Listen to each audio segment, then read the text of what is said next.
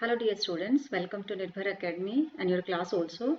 So as you can see on the screen, A Letter to God, which is from your textbook of class 10th first flight prose, जो आपकी English reader है उसी का first chapter है आपका A Letter to God. आज हम वो करने वाले हैं. A Letter to God जो है आपका फर्स्ट चैप्टर है. सबसे ज़्यादा इसको हम बहुत बार पढ़ते भी हैं और सबसे ज़्यादा मोस्ट इम्पॉर्टेंट चीज़ ये है कि ये इंटरेस्टिंग बहुत है. और दूसरा, इस चैप्टर के अंदर बहुत सारी ऐसी चीज़ें आती हैं जो हमें ये हम सोचते हैं कि सच में क्या ऐसा भी हो सकता है कि कोई पर्सन इतना इनोसेंट है कि वो भगवान को लेटर लिखे और वापस वो इतना विश्वास भी है उसका कि भगवान उसको रिप्लाई ज़रूर करेंगे. ठीक है, लेकिन कहीं ना कहीं ये क्वेश्चन मार्क ये भी लग जाता है कि जो आपकी अच्छी चीज़ें होती हैं या आप किसी के लिए बहुत अच्छा करते हो तो वापस आपको उसके लिए रिवार्ड नहीं मिलता या अप्रिसिएशन नहीं मिलता, तो वो भी इसमें देखने को आपको मिलेगा. मीन्स टू से दैट कि इसमें हमें तीन चीज़ें बेसिकली हम देखेंगे. सो जैसे जैसे चैप्टर हमारा आगे कंटिन्यू होगा वो चीज़ें हम वन बाय वन करके इसमें ऑब्जर्व करते जाएंगे. So let's begin with the chapter. आप देख रहे हैं ये आपका जो मैंने बिगनिंग किया है अबाउट द ऑथर है. सो ऑथर के बारे में सबसे पहले थोड़ा सा हम जान लेते हैं, बिकॉज इसके बारे में जानने से हमारी जो थोड़ी सी नॉलेज है वो बढ़ जाती है. जो ऑथर है इसमें बच्चे बेटा सबसे ज़्यादा मिस्टेक कर जाते हैं जब वो ऑथर का नाम लिखते हैं, कुछ भी लिख जाते हैं. देखिए, सबसे पहले तो आपको अच्छे से पता होना चाहिए कि who is the author. Like अगर आपके एग्जाम में आरटीसी आ जाते हैं तो उसमें आपसे क्वेश्चन पूछ लिया जाता है कि what is the name of the chapter, who is the author, तो आपको पता होना चाहिए. वो नहीं पता होगा तो आपको 1 मार्क्स वहां से चला जाता है. देखिए यहाँ पे नेम ऑफ द ऑथर है G.L. फेंटस. ठीक है, G.L. फेंटस. और जब मैं अबाउट द ऑथर आपके सामने एक्सप्लेन करूंगी तो उसमें देखिए उनका मैंने पूरा नाम भी आपको बताया है. उनका जो पूरा नेम है, उनका फुल नेम जो है वो है ग्रिगोरियो लोपेज वाई फेंटस. ठीक है. He was born on July 11, 1897 at Lanzarote in Canary Island. Canary Island जो है देखिए यहाँ पे Spanish archipelago off the north western Africa.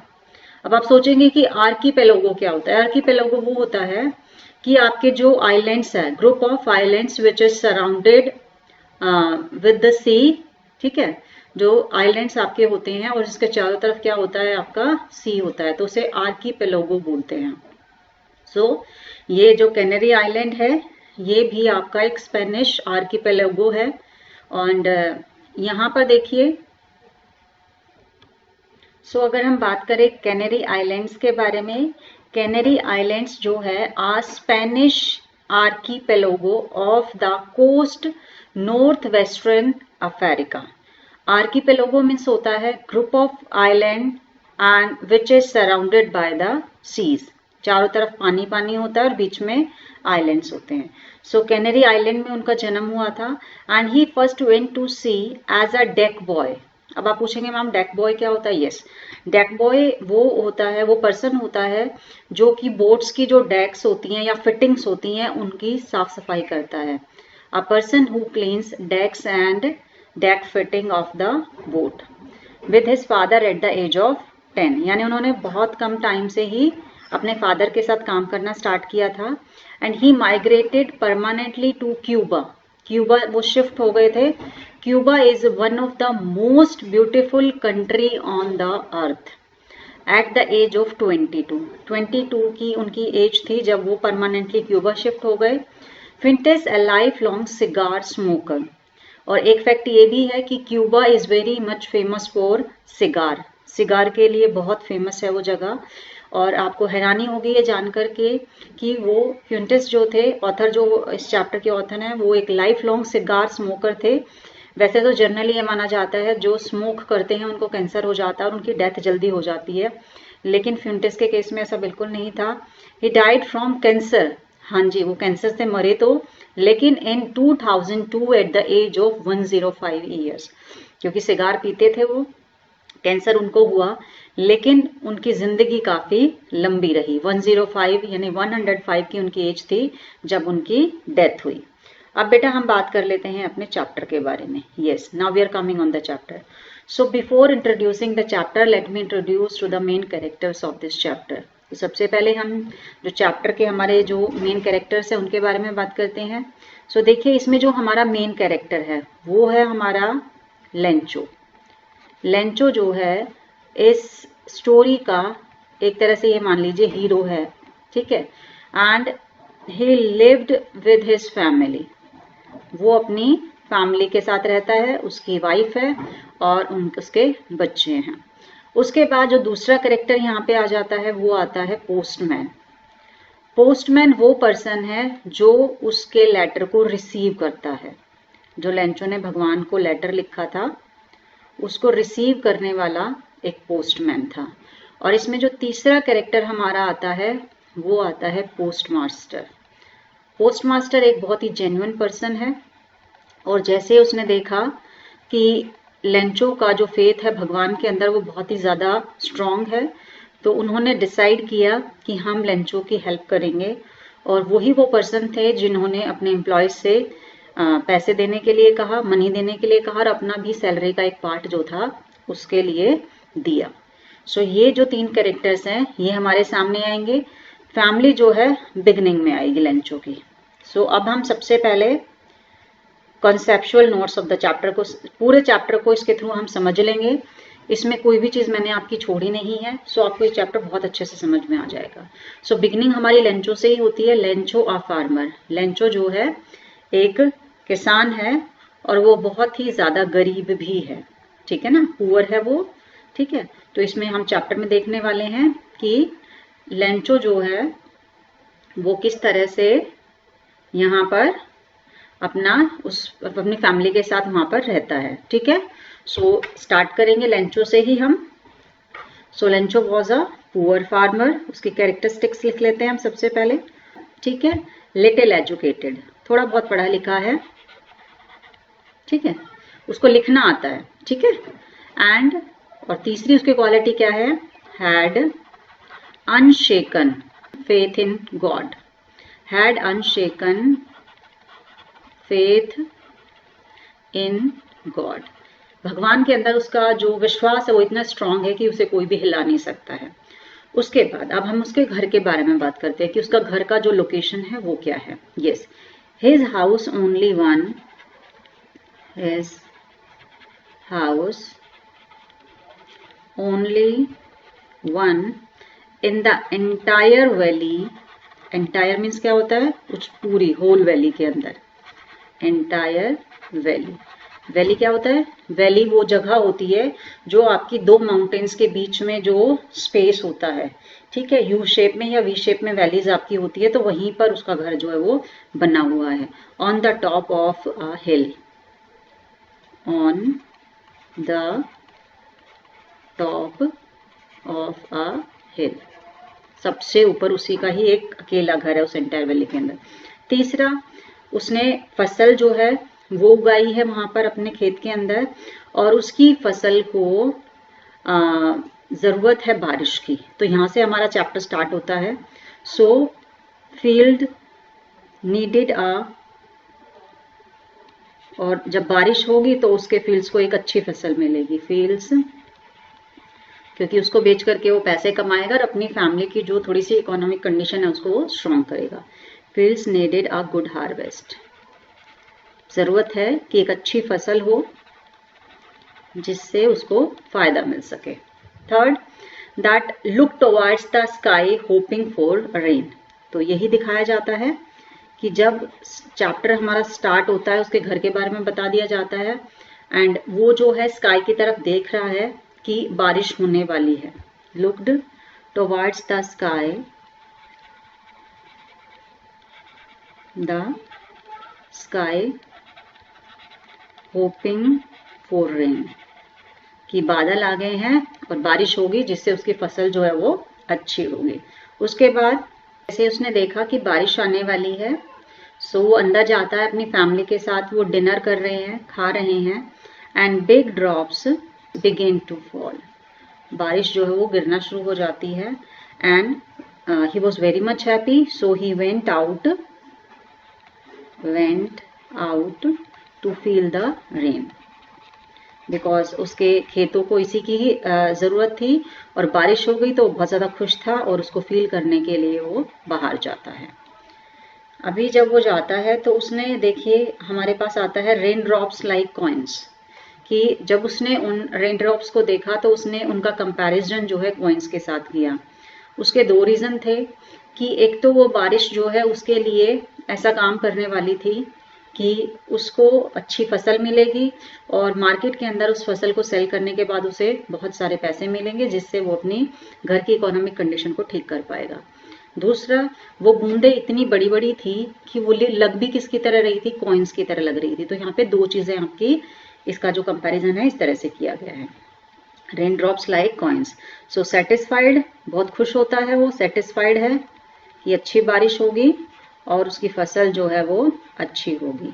Drops were like coins, satisfied, drops were like coins. Okay, and after that वो क्या कहता है, कैसे कंपैरिजन करता है, big drops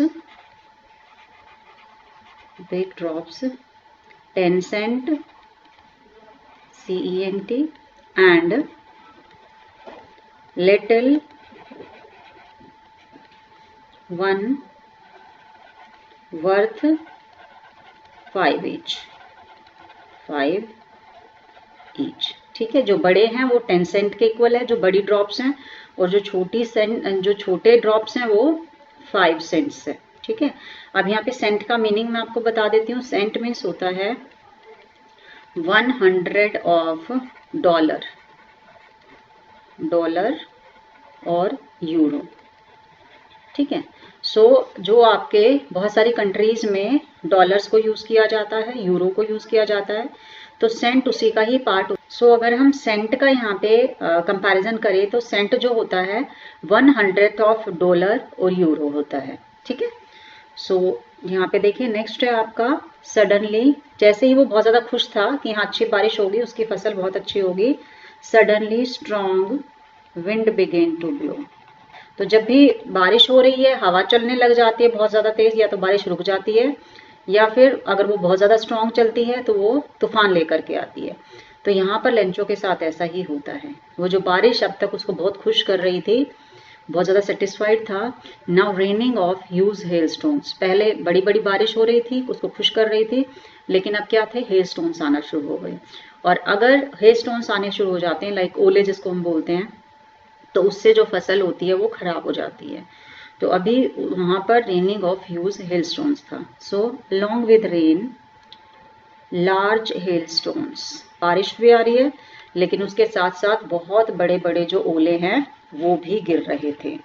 after that truly resembles silver coins. तो यहाँ पे देखिए ट्रूली रिजेंबल मीन्स सिमिलर, एक जैसे, जिसकी बोलते हैं ना जब हम किसी की शक्ल मिलाते हैं या हम कंपैरिजन करते हैं सिमिलैरिटीज का, तो हम रिजेंबल वर्ड करते हैं use. Truly resemble silver coins, कि अभी तक तो वो उनको कॉइन्स कह के बुला रहा था, बट सच में वो तो किसकी तरह लग रहे थे, सिल्वर कॉइन्स की तरह लग रहे थे। ठीक है, उसके बाद हाउस, पूरा बारिश के बाद ओले आ गए हैं, बहुत ज्यादा ओले गिरे हैं और चारों तरफ सिर्फ हेलस्टोन ही हेलस्टोन्स है, यानी कि पूरा का पूरा जो एरिया है वो एकदम वाइट हो चुका है और ऐसा लग रहा है कि पूरी जो सफेद चादर है उसने पूरे तरह से पूरी एंटायर वैली को कवर कर लिया था। So house, fields, hillside covered with the white hills, चारों तरफ सिर्फ ओले ही ओले थे। And not a leaf remained on the trees, not a leaf remained on the trees, एक पत्ता तक नहीं बचा था, फसल तो बहुत बड़ी बात हो जाती है। ठीक है, उसके बाद corn was completely totally destroyed, corn was totally destroyed, पूरी तरह से खराब हो चुकी थी फसल उनकी। And he was very much sad, sorrowful, because this year he was not going to have any corn. Sorrowful, no corn that year, no corn that year. सो पूरी फसल उसकी बर्बाद हो चुकी है। अब उसको ये चिंता है कि पूरा साल मैं अपनी फैमिली को क्या खिलाऊंगा, क्या करेंगे हम पूरा साल। Yes, but he was having a single hope which was help from God. फिर भी उसको एक आखिरी उम्मीद बची थी, और वो क्या थी कि भगवान से अगर वो हेल्प के लिए कहेगा तो भगवान उसकी मदद जरूर करेगा। सो ओनली वन होप, एक ही होप बची थी उसके पास, और वो क्या थी? God. Yes, following Sunday, following means क्या होता है कि जो आने वाला जो संडे था, यानी कि फसल नष्ट हो गई, आने वाले संडे को he wrote a letter to God. ठीक है, एंड उसने क्या लिखा? That he needed 100 pesos। उस लेटर के अंदर उसने लिखा needed 100 pesos to sow his fields again. Reason भी लिखा, वो क्या करेगा? To sow his fields again and to live until new crop came, until new crop came, कि 100 पैसों से वो अपना खेत भी उगा सकेगा, दोबारा से बो सकेगा उसको, और साथ ही साथ उसको हेल्प मिलेगी कि जब तक नई फसल तैयार नहीं हो जाती वो अपने फैमिली को टाइम से खाना खिला पाएगा। अब हम बात कर लेते हैं बेटा इसमें पैसोज की, कि पैसोज क्या होता है। पैसोज क्या होता है? Actually the basic unit of money in Mexico. ठीक है, basic unit of money, unit of money in Mexico. ठीक है, जैसे हम लोग 1 रुपीज, 2 रुपीज, 100 रुपीज, हम इस तरह से बात करते हैं, तो उनके क्या होते हैं? पैसोज होते हैं। तो लैटिन अमेरिकन की जो कंट्रीज है वहां पे भी इसको यूज किया जाता है, और ये होता है 100 सेंटावोस इक्वल टू 100 सेंटावोस। 1 पैसो जो होता है इक्वल टू 100 सेंटावोस। सो हम इसका नेक्स्ट जो पार्ट है वो करते हैं, जिसमें उसने जो एनवेलप था उस पर क्या लिखा? जो बाहर का जो पोर्शन होता है, जो आउटर पार्ट होता है, उस पर लिखा उसने wrote to God, to God. कि जब भी हमने किसी को लेटर भेजना होता है तो हम उसमें टू करके करते हैं, और फ्रॉम होता है कि जिसने उसको भेजा है। To God on the envelope, on the envelope place stamped, एक स्टैम्प उस पे लगाई, and dropped into mail box, mail box. So उस लेटर बॉक्स, मेल बॉक्स के अंदर उसको उसने ड्रॉप कर दिया। अब जब पोस्टमैन आया, उसने जब उन लेटर्स को बाहर निकाला तो उसमें टू गॉड का एड्रेस देख करके वो बहुत ही ज्यादा उसको स्ट्रेंज फील हुआ। ठीक है ना, तो उसने कैसे रिएक्ट किया? Postman read the address and laughed heartily. So यहाँ पे जब मेल बॉक्स में से पोस्टमैन ने उस लेटर को निकाला तो वो बहुत देर तक उस एड्रेस को देख करके हंसा। पोस्टमैन रीड द एड्रेस, क्योंकि पोस्टमैन का ही काम होता है कि जो एड्रेसेस हैं उन पे उन लेटर्स को पहुंचाना। सो जैसे उसने उस स्ट्रेंज एड्रेस को देखा तो बहुत देर तक हंसा। Postman read the address and laughed heartily, बहुत जोर जोर से वो हंसा। टुक द, किसके पास ले गया वो? पोस्ट मास्टर के पास, जो उनके हेड थे उनके पास उसको लेकर के गया। टुक टू द पोस्ट मास्टर, कि आप देखिए इस लेटर का क्या करना है, इस लेटर को, इस एड्रेस को कहाँ ढूंढे हम। Took to the post master who is quite जो कि काफ़ी फ्रेंडली नेचर के हैं, जेन्युइन पर्सन है, who is quite friendly and pleasant man.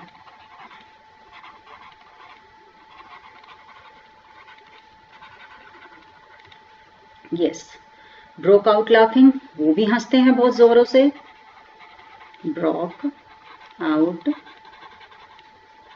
laughing but soon became serious, but soon became serious, क्योंकि उनको ये काफी सीरियस मैटर लगा इसलिए वो सीरियस हो गए। एंड रियलाइज्ड, क्या रियलाइज किया उन्होंने? Sender had great faith in God, realised sender had great faith in God. Okay, yes, did not want to shake the faith, अब वो बिल्कुल नहीं चाहता था कि वो उसके फेथ को खत्म कर दे। did not want to shake the faith,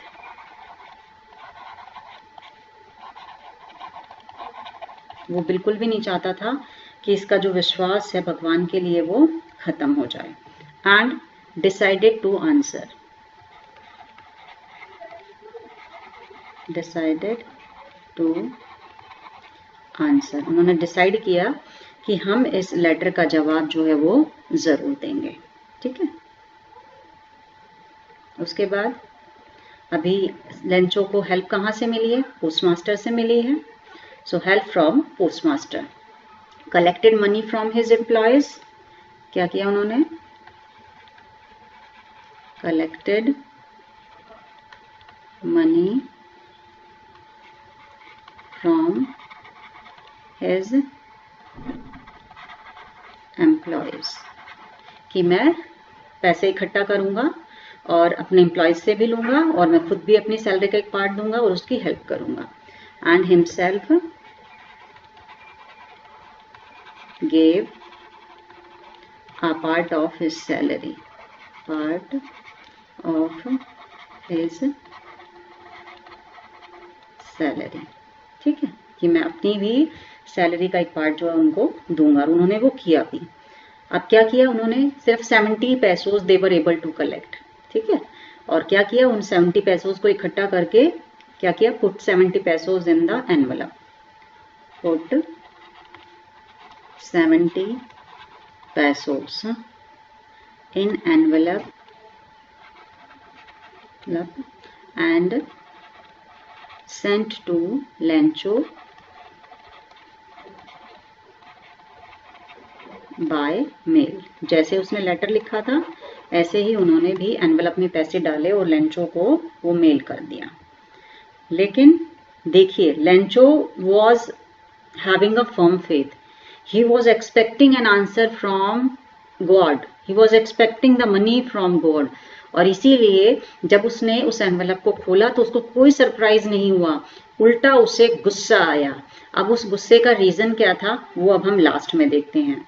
Lencho's anger against post office employees, देखिए लेंचो का जो फेथ है वो इतना स्ट्रांग है कि उसको एक बार भी ये नहीं लगा कि भगवान जो है उसकी हेल्प नहीं करेंगे। सो उसको गुस्सा किस बात पे आया था वो अब हम देखेंगे लास्ट के अंदर। Yes, had firm and unshaken faith in God,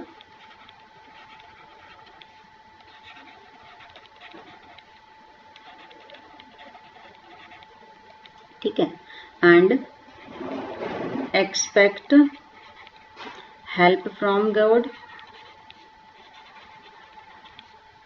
उसको पूरा यकीन था कि भगवान उसकी जरूर मदद करेंगे। received money but not surprised, received money but not surprised, उसको एक पल के लिए भी सरप्राइज फील नहीं हुआ। yes, but when he counted the money, counted deposited the money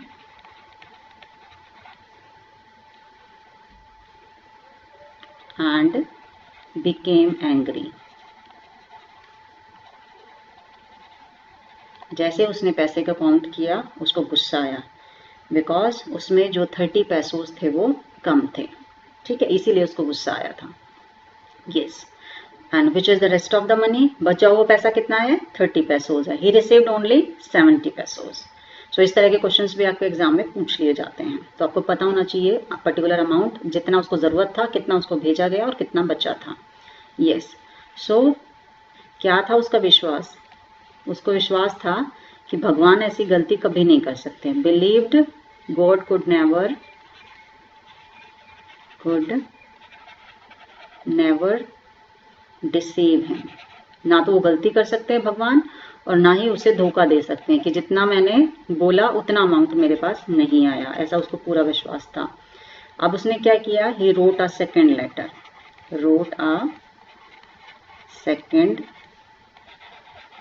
letter. And posted. और उसको पोस्ट कर दिया. दूसरा लेटर लिखा और उसको पोस्ट कर दिया वापस से भगवान के पास. यस. ऑब्वियस है, जब आपने किसी की हेल्प की है तो आप खुश भी होंगे कि पक्का उसकी तरफ से थैंक यू के लिए रिप्लाई आया है, थैंक्स बोला है. और यही सोच करके जो पोस्ट मास्टर है उन्होंने open the letter eagerly. So post master opened the letter eagerly. बहुत ज्यादा ईगर थे कि दिखाओ लेंचो ने क्या लिखा है उस लेटर के अंदर, ठीक है. And Lencho road. लेंचो ने क्या लिखा था? Lencho wrote to send rest of the money. कि 70 पैसों में मेरा काम नहीं चलेगा, बाकी के जो 30 पैसोज है वो भी आप मुझे भेज दीजिए. यस. बट वो क्या कहता है? Not to send money through mail. कि अब की बार आप मुझे मेल के थ्रू पैसे मत भेजिएगा. क्यों? रीजन क्या था ये देखिए. रीजन उसका है he called post office employees a bunch of crooks.